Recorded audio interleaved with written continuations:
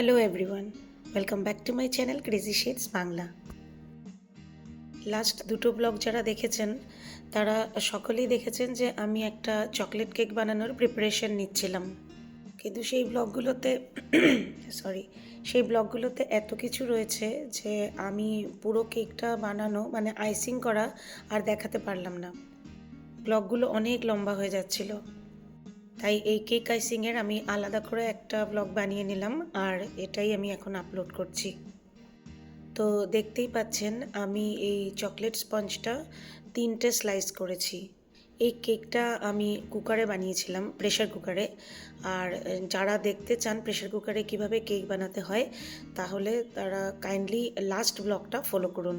Trust me, pressure কুকারের cake কিন্তু খুব ভালো হয়। যাদের ঘরে ওটিজি কিংবা মাইক্রোওয়েভ কনভেকশন মোড রয়েছে, তারাও প্রেশার কুকারে ট্রাই করে দেখতে পারেন।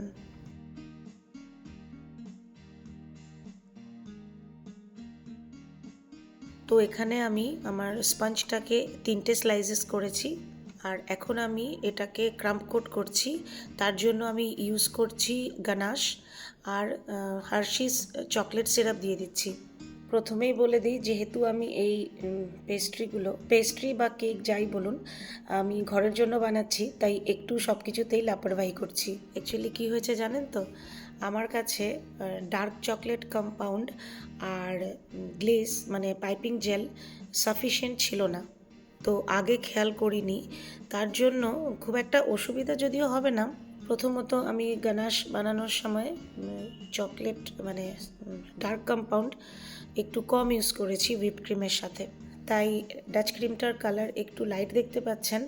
আর তার উপর আরেকটা জিনিস হবে কি, চকলেটের টেস্টটাও যত আপনি ডার্ক চকলেট কম্পাউন্ড বেশি অ্যাড করবেন, তত চকলেটের টেস্ট আরও বেশি হবে, আরও ভালো হবে। তবে আমার কাছে হুইপ ক্রিম যথেষ্ট রয়েছে, তাই আমি প্রপারলি ক্রিম দিয়ে এটাকে কোট করছি।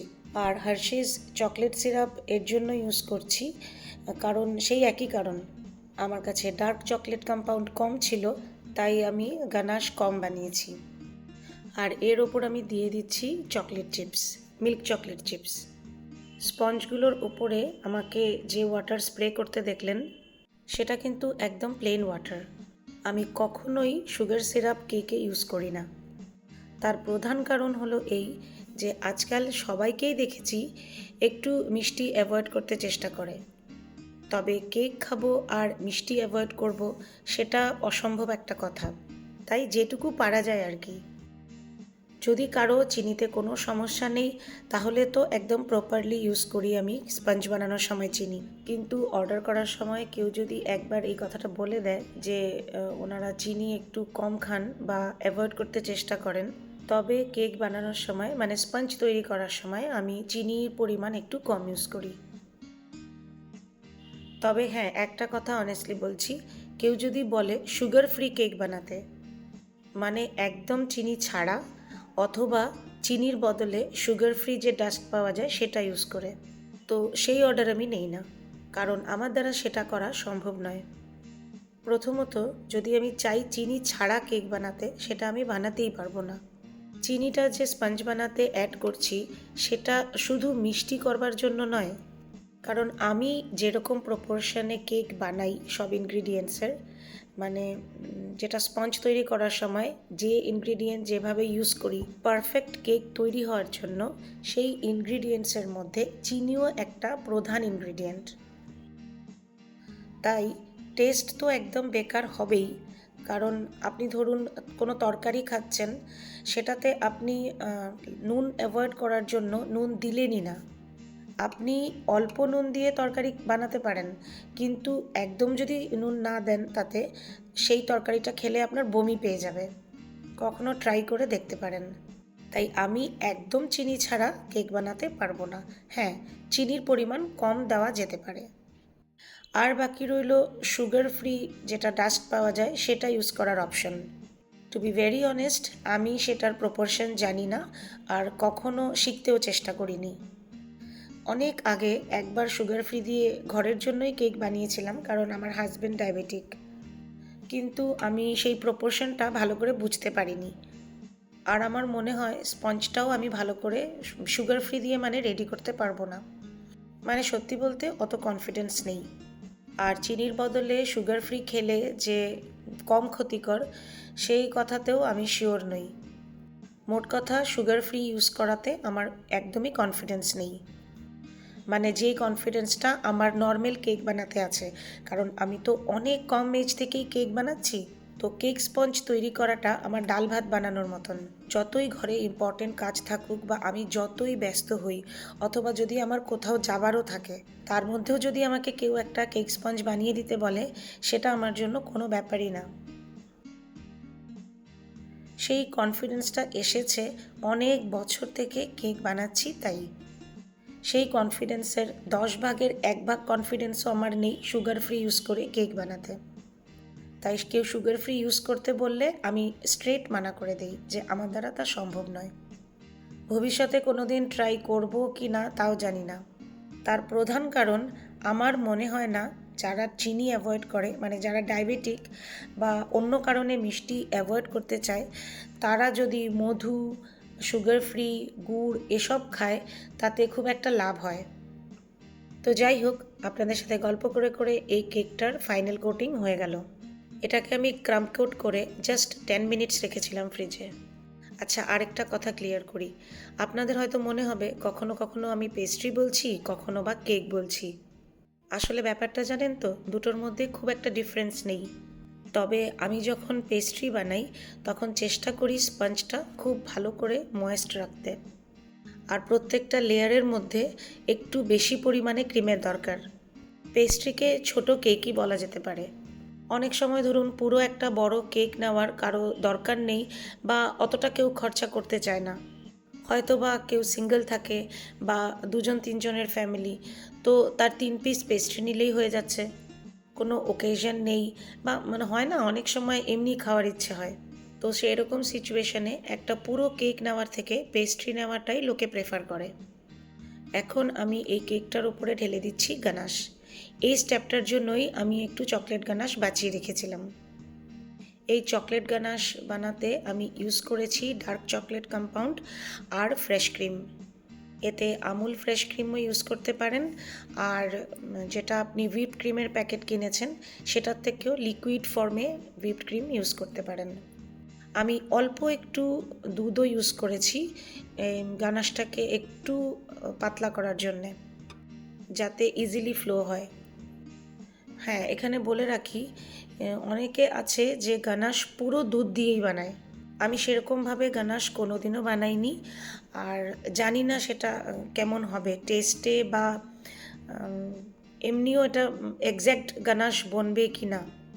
একটু থিন করার জন্য হলে ঠিক আছে, কিন্তু পুরো দুধ দিয়ে গানাশ মানে উইদাউট ক্রিম আমি কোনোদিনও তৈরি করিনি।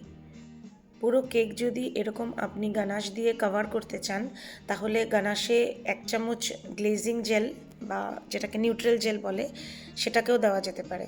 Neutral gel, glazing gel, piping gel যাই বলুন। তবে একটু অন্য কালারের শেড আনার জন্য আমি 1-2 ড্রপ কালার এটার মধ্যে স্প্রেড করে দিয়েছি। খুব তাড়াতাড়ি আমি নিউট্রাল জেলও কিনে আনবো, আর তখন একটা টাইগার প্রিন্ট কেক বানিয়ে আপনাদের সাথে শেয়ার করব। গানাশ ঢালার আগে সবসময় এটা মনে রাখতে হবে যে কেকের নিচে একটা স্ট্যান্ড লাগিয়ে নিতে হবে এই রকম, কারণ এক্সট্রা গানাশ তো কেকের থেকে বেরিয়ে নিচে পড়বেই। তাই একটা ট্রে লাগিয়ে তার নিচেও আরেকটা প্লেট বা কোনো একটা বড় পাত্র রাখাটা খুব দরকার। আর কেক সরানোর সময় যেটা প্যালেট নাইফ নিচে লাগিয়েছিলেন সেটাও প্রথমেই কিন্তু বের করে নেবেন না।